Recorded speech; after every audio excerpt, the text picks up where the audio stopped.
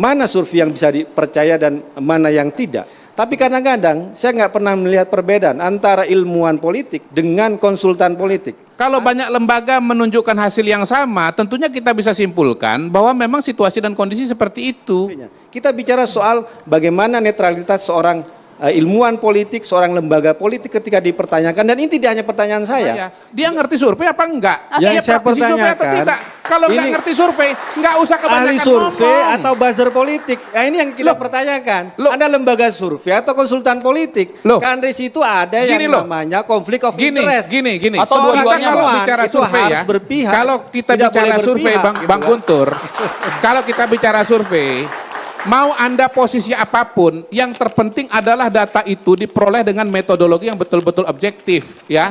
Dan karena itu hasilnya betul-betul objektif. Kalau Anda melakukan survei tidak objektif, itu sama dengan Anda menembak kaki Anda sendiri. Itu namanya bodoh. Nah, saya nggak mau jadi orang bodoh. Bagaimana pertanyaan-pertanyaan lembaga survei itu sudah mulai membentuk sebuah frame yang diinginkan, ya, yang diarahkan. Nah, ini pertanyaan yang muncul juga di masyarakat. Dan kenapa lembaga survei masih dibaca oleh masyarakat? Kenapa masih dikutip oleh media massa? Kenapa masih didengarkan oleh partai politik? Karena memang survei itu punya kemampuan untuk menangkap realita di lapangan. Kita bicara tentang etika, ya, seorang ilmuwan survei politik dengan konsultan politik harus dibedakan, gitu loh. Survei dengan metodologi yang standar, dengan pertanyaan yang standar, yang Anda bisa cek di semua jurnal-jurnal ilmu politik. Ya memang bunyinya begitu. Saya mempertanyakan Anda tukang survei atau tim sesnya Prabowo Gibran dengan membuat gerakan satu putaran. Boleh dong, sebagai saya kan boleh saja saya. Ketika saya nggak percaya Anda, boleh dong kalau gitu. Tapi saya juga mau jadi aktivis, boleh dong. Ada metodologi survei kita percaya saja, gitu loh. Tapi sekali lagi saya ingin tekankan bahwa bagaimanapun juga kami PDI Perjuangan aakan menghargai pilihan rakyat. Bagaimana mungkin tidak alat ukur undang-undang mengatur ada 20% yang kemudian boleh mencalonkan. Kalau tidak sampai 20% tidak bisa dong. Sebagai indikator itu salah. Kursi bukan indikator. Tanda-tanda kekalahan. Kursi bukan indikator, Bang Adian. Sekarang giliran Anda bicara. Begini loh, orang mau ngasih. Lu punya uang 10, lu mau ngasih sama yang punya uang 2, itu urusan lain. Ini baru tanggapannya. Sebentar dong. Di dalamnya juga ada mesin partai, tapi di dalamnya juga ada program. Kita nggak bicara soal hukum kalau kita bicara soal norma dan etika. Tanda-tanda kecurangan itu ada, misalnya perusakan baliho. Ini yang terbaru ketika Mas Ganjar tadi ke Jayapura, itu langsung balihonya ada yang mencopot. Dan di mana-mana kasus ini, di Bali dan sebagainya. Kemudian juga datangnya polisi dengan senjata datang ke kantor-kantor DPP PDI Perjuangan. Itu kan bentuk bagian di DPD PDI. Kemudian juga sebentar. Kemudian juga dibilang di DPD PDI, ya, di kantor-kantor PDI Perjuangan di mana-mana, ya, di beberapa cabang, kemudian juga ada di provinsi. Kemudian kan bagian bentuk dari intimidasi. Kemudian juga ya kita melihat sekarang kasus pengerahan aparat desa yang ada di kemarin, ya. Kemudian ketika disampaikan bahwa Bawaslu katanya tidak menemukan di situ adanya ajakan untuk kampanye. Padahal jelas sekali dari ID card, kemudian dari seragam, dari surat untuk datang deklarasi dan dukungan itu semua nyata. Jadi kami melihat bahwa kami benar-benar harus mempersiapkan diri untuk mengantisipasi kecurangan-curangan itu yang setelah kita lihat tanda-tandanya ada, dan kemudian kita tidak ingin dipaksa untuk menerima sebuah hasil yang curang, seperti halnya kami juga dipaksa untuk menerima sebuah keputusan Mahkamah Konstitusi yang melalui proses yang penuh dengan manipulasi, melalui sidang etik dan sudah jelas putusannya. Jadi begini, yang survei itu banyak lembaga. Nah, kalau banyak lembaga menunjukkan hasil yang sama, tentunya kita bisa simpulkan bahwa memang situasi dan kondisi seperti itu. Seperti saya ulangin, yang namanya lembaga survei itu bukan kali ini saja. Sudah setiap pemilu ada, setiap pilkada ada, gitu. Dan kenapa lembaga survei masih dibaca oleh masyarakat? Kenapa masih dikutip oleh media massa? Kenapa masih didengarkan oleh partai politik?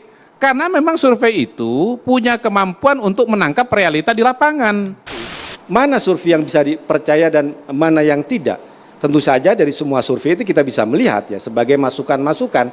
Tapi kadang-kadang saya nggak pernah melihat perbedaan antara ilmuwan politik dengan konsultan politik, antara lembaga survei dengan konsultan politik. Nah, ketika tadi disampaikan Mas Kodari mau bikin yang namanya gerakan menang satu putaran, dan nanti yang diteliti itu gerakannya itu atau gimana hasil surveinya? Kita bicara soal bagaimana netralitas seorang ilmuwan politik, seorang lembaga politik ketika dipertanyakan, dan ini tidak hanya pertanyaan saya, juga disampaikan oleh Mas Ismail Hassani dari Setara Institute ketika melihat bagaimana pertanyaan-pertanyaan lembaga survei itu sudah mulai membentuk sebuah frame, ya, sebuah isu yang diinginkan, ya, yang diarahkan. Nah, ini pertanyaan yang muncul juga di masyarakat soal bagaimana kita memahami sebuah lembaga survei, apakah dia lembaga survei atau konsultan politik, apakah dia ilmuwan politik atau dia seorang buzzer politik, seorang buzzer dari sebuah tokoh atau dari seorang tokoh ataupun dari partai politik. Ya, kita perlu mempertanyakan hal itu. Ini jangan sampai istilahnya kalau hasilnya nggak sesuai dengan keinginan kita atau harapan kita kemudian ditolak, tetapi ketika sesuai dengan keinginan atau harapan kita kemudian diterima. Kan begitu. Ini artinya kan subjektif gitu loh. Kalau Anda nggak setuju dengan survei yang saya publikasikan, iya dijawab dengan survei saja, nggak perlu repot-repot, nggak pusing-pusing. Dan mohon maaf, yang namanya Setara Institute itu pertanyaan saya, dia ngerti survei apa enggak? Yang Dia saya praktisi survei atau pertanyakan, tidak? Kalau nggak ngerti survei, nggak usah kebanyakan ahli survei ngomong. atau buzzer politik. Nah, ini yang kita pertanyakan. Anda lembaga survei atau konsultan politik? Kan di situ ada yang namanya konflik of interest. Gini. Atau kita kalau bicara survei ya, berpihak. kalau kita bicara survei Bang Guntur, kalau kita bicara survei, mau Anda posisi apapun, yang terpenting adalah data itu diperoleh dengan metodologi yang betul-betul objektif, ya.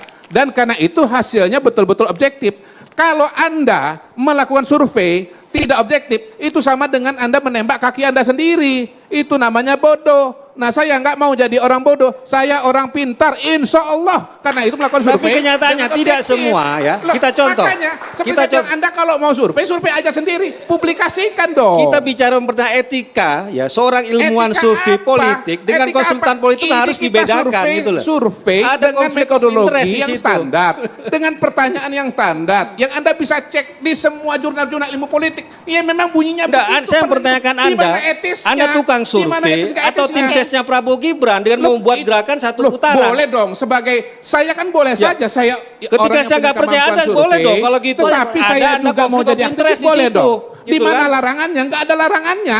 Ada aturan yang saya langgar? Nggak ada. Loh, kalau saya mempertanyakan kan nggak masalah. Orang partai politik boleh juga punya lembaga survei dan boleh juga melakukan survei. Saya nggak protes kalau Mas Guntur sebagai orang partai politik punya lembaga survei dan publikasi survei. Kenapa Anda keberatan? Saya sebagai orang survei kemudian saya mempertanyakan. Kenapa keberatan? Orang yang survei kemana-mana.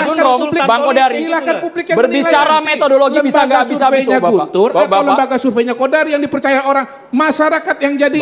Semua punya versi masing-masing ya, Meriat. Tapi Bang Andri, sebentar Mas Guntur.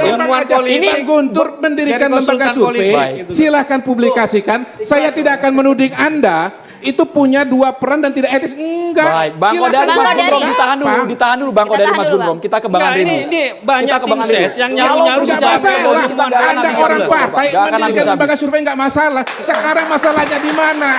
Saya orang survei jadi aktif. Masalahnya kita mempertanyakan bisa dipercaya atau tidak kan di situ. Gini, kalau kita bicara pemenangan, variabelnya itu kan ada dua, ada kuantitatif, ada kualitatif. Nah, kalau kita bicara pemenangan di era pemilihan langsung, kata kunci pertama yang biasanya diperhatikan itu adalah elektabilitas. Jangankan yang punya 2 kursi saja, yang nggak punya kursi pun bisa didukung karena dia punya elektabilitas. Misalnya waktu Ridwan Kamil belum jadi anggota Golkar, banyak yang dukung. Karena apa? Karena dia punya elektabilitas, dan contoh seperti itu banyak di daerah-daerah lain. Ya, bahkan sebetulnya alam pikiran yang menggunakan jumlah kursi sebagai indikator bagi calon gubernur dan wakil gubernur atau bahkan capres-cawapres itu sebetulnya salah. misalnya pernah nih tahun 2009. Bagaimana dibilang salah aturan undang-undangnya? Sebentar. Gini, saya belum selesai. Bukan, tadi belum selesai. Tadi juga belum selesai. Belum selesai. Saya tadi belum selesai, sudah lu potong. Saya tadi disuruh bicara, saya bicara, kamu potong. Moderatornya di sini. Iya dong. Di sini. Nah, sekarang saya bilang, bagaimana mungkin tidak alat ukur undang-undang mengatur ada 20% yang kemudian boleh mencalonkan, kalau tidak sampai 20% tidak bisa mencalonkan. Itu aturannya undang-undang jelas gitu loh. Kenapa dibilang lebih tinggi? Kenapa dibilang tidak boleh? Poinnya tidak perlu Kalau kursi. gitu, rubah lagi undang-undangnya. Jadi kalau menggunakan Nggak bisa kursi dong. partai sebagai indikator itu salah. Kursi bukan Dan indikator. Itu adalah tanda-tanda kekalahan. Kursi bukan indikator, Bang Adian. Sekarang giliran Anda bicara. Begini loh, sudah jelas undang-undang dan peraturan mengatur bahwa untuk bisa mencalonkan itu harus memiliki 20% kursi DPR atau 25% suara yang memiliki kursi di DPR. Itu artinya ada pengaruhnya jumlah kursi dan pengusungan itu. Bahwa yang dia maksud itu berbeda. Orang mau ngasih, lu punya uang 10, lu mau ngasih sama yang punya uang 2, itu urusan lain. Tapi bahwa undang-undang mengatur demikian. Baik. Kalau kamu tidak puas, rubah lagi undang-undangnya. Kamu kan sudah biasa merubah Bang undang-undang. Adian bicara syarat pencalonan ya. Kalau Bang Kodari bicara soal pemenangan itu tidak ditentukan oleh kursi. Oke. Kemenangan itu tidak semata-mata soal elektabilitas. Nah, ini baru tanggapannya. Oke. Sebentar dong. Di dalamnya juga ada mesin partai, tapi di dalamnya juga ada program, ada gagasan dan sebagainya. Pasti. Gitu. Nah, Sudah pasti. sebentar dulu dong. Sudah pasti. Bagaimana mungkin kita bisa mempercayai elektabilitas orang bisa tinggi ketika gagasannya belum didengar orang? Ketika idenya kita tidak tahu. Lalu dari mana elektabilitas itu? Tapi sudahlah. Ada metodologi survei, kita percaya saja. Begitu loh. Tapi sekali lagi saya ingin tekankan bahwa bagaimanapun juga kami PDI Perjuangan akan menghargai pilihan rakyat yang mempercayai kami 33 kursi di Jawa Tengah. Baik. Dengan demikian, kemudian kita akan lebih mempercayai kemampuan kader kita. Kami partai politik, kami lakukan kaderisasi, kami lakukan penempaan, kami melakukan pengujian, kami berproses segala macam. Lalu ngapain kaderisasi partai ketika kita harus tidak percaya pada kemampuan kader kita sendiri? Sekarang di Jawa Tengah kita tahu itu adalah kandangnya Banteng. Iya. Tapi di Jawa Tengah kita juga kenal ada Jokowi's Effect yang begitu besar. Betul. Sekarang per hari ini, politik hari ini, Jokowi's Effect versus Banteng's Effect itu akan lebih mana yang berdampak lebih besar di Jawa Tengah? Iya, per hari ini kalau kita lihat hasil survei, Jokowi Efek lebih kuat. Kenapa? Yang asosiasinya dengan Pak Jokowi surveinya lebih tinggi daripada kader dari Partai Banteng gitu. Tetapi ini kan masih posisi pada hari ini. Nanti akan ada pertarungan.